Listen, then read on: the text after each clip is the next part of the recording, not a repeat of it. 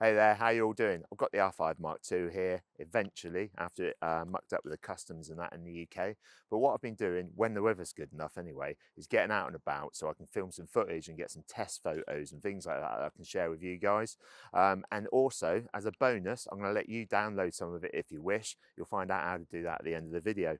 But what we're also going to do is test whether or not that wobbly bit in the corners when you're vlogging and things like that is actually got rid of. Because apparently they've managed to fix it. Well, according to other YouTubers out there, they have anyway. So we'll test that against the R3, which we've got over here at the moment, see whether or not there is any improvement, but hopefully there's going to be. And also what I'll do is a comparison test of the video footage next to the R3, so you can see whether or not there is much difference. After all, this is a 45 megapixel camera, but I don't think there'll be that much difference in the CLOG 3 footage anyway, but I'm really looking forward to testing the CLOG 2. So let's get and have a look at some of the clips.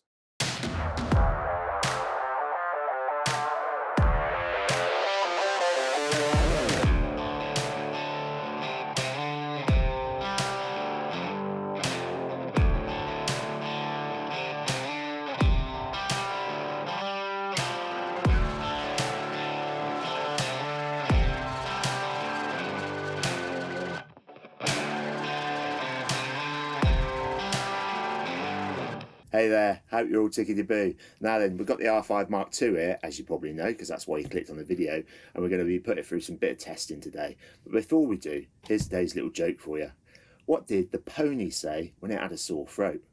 Sorry, but I'm a little horse. They're back, those jokes. Anyway, should we stick this on over here so that you can actually test it in the studio as well? Because there's no point in just looking at it in my hand, is there? Right, let's get it on. Right, is it in focus? Yep.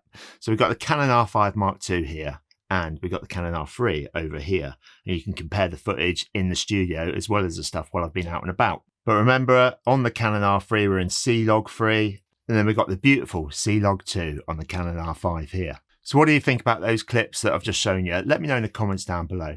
At the end of the day, when this was released last week, or a week and a bit ago, should I say, once you're watching this one, yeah, I did my first impressions with the unboxing it around the camera and things like that. So if you're interested in that one, you'll find a link up here, or it'll be down in the description down below. And of course, I'm going to be making some more in-depth videos of this awesome little beast and showing you how to color grade the log footage now that we've got CLOG 2 on there, because it is looking sweet to me.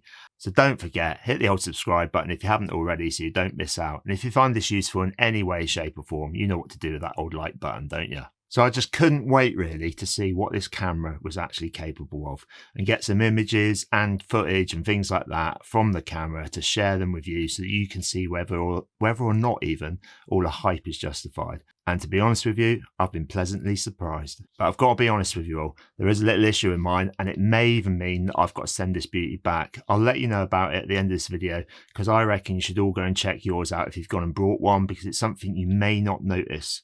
And you may find you've got the same issue as me. And what I've done is I've gone out and about and really tested some footage that you probably wouldn't usually do. So put it under some different light extremes, things like sunsets, and test the shadows and things like that, and then broad daylight, and also get some moving stuff of horses and things like that. But unfortunately, here in the UK, the weather hasn't really been on my side. So you might find there's lots of clouds in there and things like that. But I'm not going to let that stop me. I'm going to do my best to share my first impressions of the footage and the photos with you all. And like I said, I hope you enjoyed that opening sequence and things like that. We're going to look at those in more detail and compare them against the R3. We're going to do those in CLOG 3 and CLOG 2 and the standard profile as well. But before we jump into it, the old disclaimers, isn't there? First off, this video is all about my first impressions and views on that. There's bound to be loads of people out there that do settings and make it look better than mine and things like that. But this is like for most people who are going to get it out of the box, yeah, and have a go of it. And as I've only had it for a week and a half, these are just my initial thoughts. So to be honest with you, it doesn't matter because I've been really, really impressed with it. So much so, I didn't want to wait to share it with you lot so that you can have a look yourselves. And secondly, no, I wish it did, but Canon don't sponsor me in any way, shape or form. I paid for the R5 MKII out of my own money, so everything I'm going to tell you about today, even though I am a bit of a Canon fanboy, yeah, is my own opinion. And they might not be the same opinion as you guys. So let's talk about the gear that I use to shoot it. All the footage, is being shot in 4K 25 frames per second, even when I'm doing the comparing against the R3 and the R5 MKII. But when we're looking at the CLOG 2 footage, what I've done is done that in the 4K, which is oversampled 8K, and it's an XF AVC codec. I don't even know what that means myself, but it's long GOP as well. And it's all been shot at the base ISO of 800. There are some people who say there's dual ones and triple ones and things like that, but Canon only officially say it's 800, and that's the same for the R3 as well.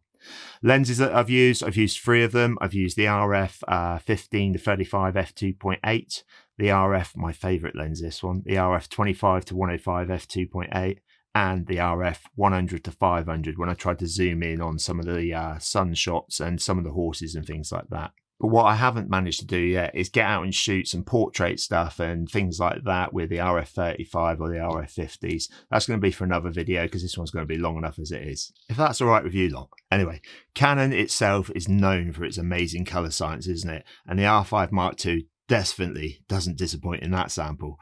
But the oversampled images are really sharp. You can see how detailed they are and things like that. It's incredibly accurate. And I was really impressed with how clean and vibrant the footage looked when it's just straight out of camera on standard mode with very, very little grading needed. Plus, as I said, I have compared it against the R3. Now, I know it's only a 24 megapixel camera and things like that, and it is a few years old, but we will have a look at that in a minute just to compare it side by side. But like I said, and like you all probably been waiting for, is one of the most exciting upgrades of this is the inclusion of CLOG 2, which just offers amazing, as you can see here, fantastic dynamic range. Check out these shots. I mean, look how much detail there is in the highlights here and in the shadows. And this was just exposed at 800 ISO, on 25 FPS. Basically, the shutter speed was up to about 500 because what I didn't want to do is use things like filters and all of that. But the highlights on it, they just roll off really, really smoothly. There's no lines in there and things like that.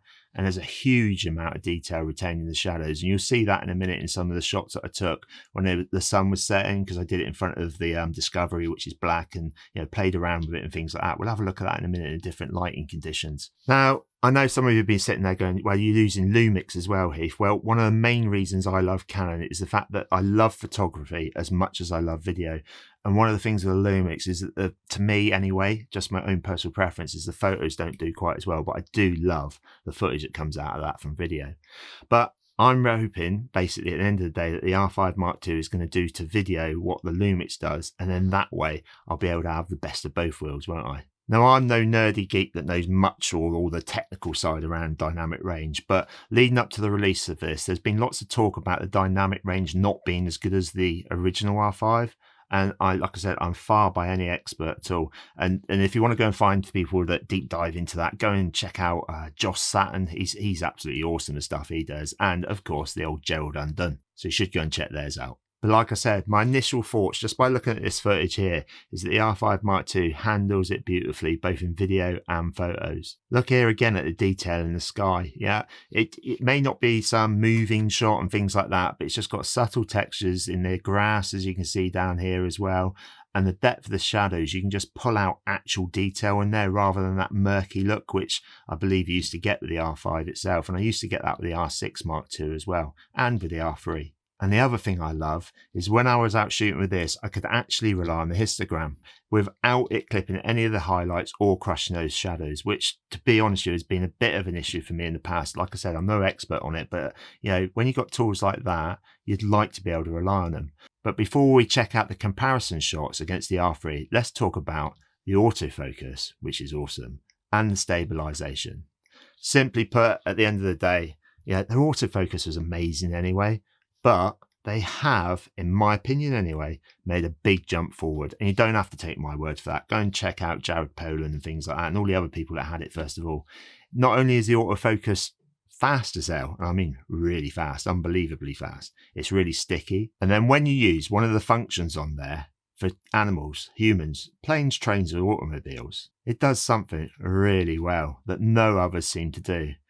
It basically, have a look at this, it maintains focus on the subject even when there's things going in front of it, like fencing, etc. Looking at it in here, we're doing a shot of the horses just to see what you can get. We've got electric tape going there. And in the past, before, basically when I've been shooting horses and cars and things like that with the R3 or the R6 Mark II, it'd occasionally hunt between it and get the focus would go onto the fence or the electric tape like it isn't doing on here.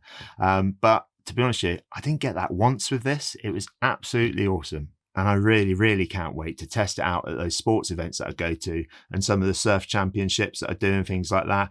Plus, we're going to get out and do some mountain bike stuff as well soon over the coming months. So again, stay tuned if you want to check them out to see how this little beauty handles it. And from what I can tell, anyway, in these initial tests, is the autofocus on here is definitely better than my R3. So much so that I might end up using this for the sports events rather than this little beauty. I probably won't though, because I love the battery on the R3. It has been really quick, accurate, the R3, and it is really sticky, yeah, on those fast moving shots. But this seems to do as good a job, if not better. As for the stabilization, I feel it's good. In fact, it's probably better than the R3. As most of these shots you're looking at now were handheld, and I've got no post stabilization in it. They're straight out of the camera. Pretty impressive, right? As for those wobbly corner issues when you're doing vlogging and things like that, it's only been a quick test that I've done with the wide angle lenses, but it looks like they've worked a bit of magic with this. Here's some comparisons against the R3. Yeah, it's not perfect to be honest with you, but on here you can see the R3 has got those wobbly bits in the corner, and I personally never thought it was a problem. And here it is on the R5 Mark II. As you can see, it's still got something in there, and if that's an issue for you, then maybe this camera isn't for you. Now moving on to how it feels in build quality. I mentioned it in the last video, but the R5 Mark II feels great in the hand. It's just Canon have got that thing about it. It feels very similar to the R5 and the R6 Mark II, but it just feels really, really nice. They've taken some of the best bits from the R6 Mark II and the R3. Like the photo and video switch on the left hand side here, and I love having the on off and lock switch up here on the top, and that awesome EVF from the fantastic one on the R3. And although I've not been able to work out how to show you the eye control AF, yeah, it has stepped up a notch. When you calibrate it, it works perfectly, and it definitely works better than my R3, which I used to love anyway. Plus, don't forget the thing we've all been asking Canon for bloody years, and they've finally gone and done it, that full-sized HDMI port. Now, I mentioned right at the beginning, I've got an issue in mind, and I think you should all go out there if you bought this camera and go and check yours out just in case you have the same thing, and that is this.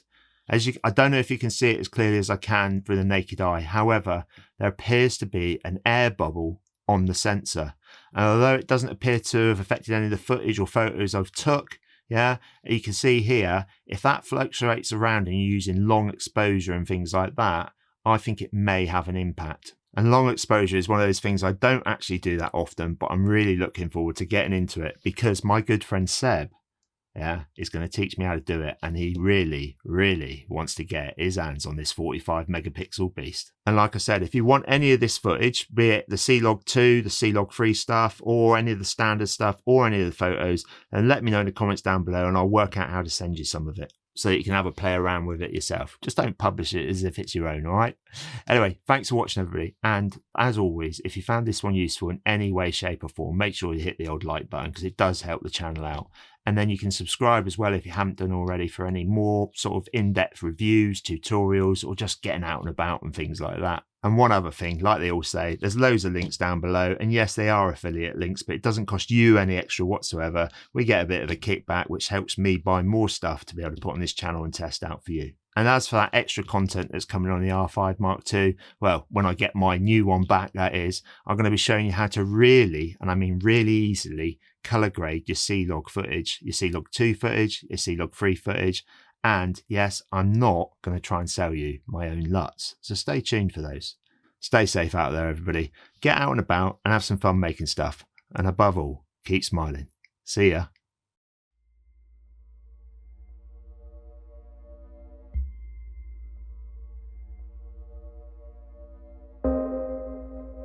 Won't cave under pressure. I go on for days. Make you believe me. You better pray. Born bred over I can't be contained. When it's all or nothing, make no mistake, I'm a game changer. I'm a risk taker. I don't hide from the battle. The battle hides from me. I'm a game changer.